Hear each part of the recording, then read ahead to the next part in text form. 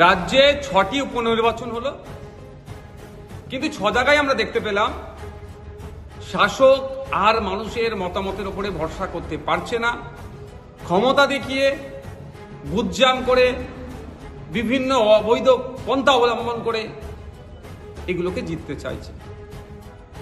Indian secular ফ্রন্টের পক্ষ থেকে হাড়োয়াতে আমরা প্রার্থী দিয়েছিলাম বামেদের সমর্থন নিয়ে, সেখানে আমাদের এজেন্টগুলোকে টার্গেট করে তাদের উপর আক্রমণ চালিয়েছে, তুলে নিয়ে চলে গিয়েছিল, দীর্ঘক্ষণ আটকে রেখেছে, মারধর করেছে, তার থেকে কাণ্ড কারখানা চলছে।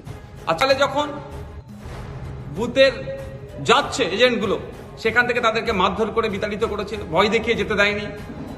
বিভিন্ন অঞ্চলে এই ধরনের সন্ত্রাস তারা সংগঠিত করেছে তৃণমূল কংগ্রেসের মদতে।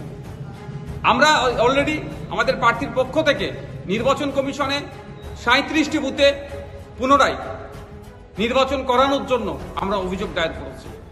শুধুমাত্র হাড়োয়া নয়, আর বাকি যে 5টা বিধানসভায় উপনির্বাচন হয়েছে, সেই তালডাংরা থেকে শুরু করে নৈহাটি, প্রত্যেকটা জায়গাতেই শাসক তৃণমূল কংগ্রেসের গুন্ডা দ্বারা, তাদের সমাজবিরোধী মানুষদের দ্বারা নির্বাচনকে প্রহসনে পরিণত করার চেষ্টা করেছে।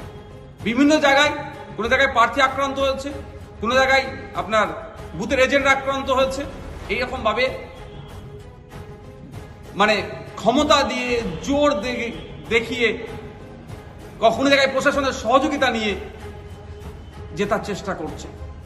আমি ধিক্কার নিন্দা জানাই তৃণমূল কংগ্রেসের এই স্বৈরাচারী মনোভাবকে। সাথে সাথে নির্বাচন কমিশন কাছে অনুরোধ করব, মানুষের মতামত প্রদানের যে জায়গাটা আছে, আরো দায়িত্ব নিতে হবে নির্বাচন কমিশনকে। প্রত্যেককে সুনিশ্চিত করতে হবে শান্তিপূর্ণ এবং অবাধ যাতে নির্বাচন, এই প্রত্যেকটা নির্বাচনী ক্ষেত্রে। পরিশেষে আবারও বলছি, তৃণমূল কংগ্রেসের পায়ের নিচে আর মাটি নাই, মানুষের মতামতের প্রতি আর ভরসা রাখতে পারছে না। সেই জন্য গুন্ডা, মস্তান, সমাজ বিরোধীদেরকে দিয়ে এই বুথ দখল করে, এই বিরোধী এজেন্টকে মারধর করে তাড়িয়ে দিয়ে, প্রার্থীকে ঘিরে চমকানো, ধমকানো, প্রার্থীকে হ্যারাসমেন্ট করে ক্ষমতায় টিকে থাকতে চাইছে। এটা আর বেশি দিন নয়। তৃণমূল কংগ্রেসের এই অন্যায়কে আমরা খুবই দ্রুত জনগণকে সাথে নিয়ে গণতান্ত্রিক প্রক্রিয়াতে আমরা এটাকে, এই যে অন্যায় কাজ করছে, এটাকে আমরা বন্ধ করব।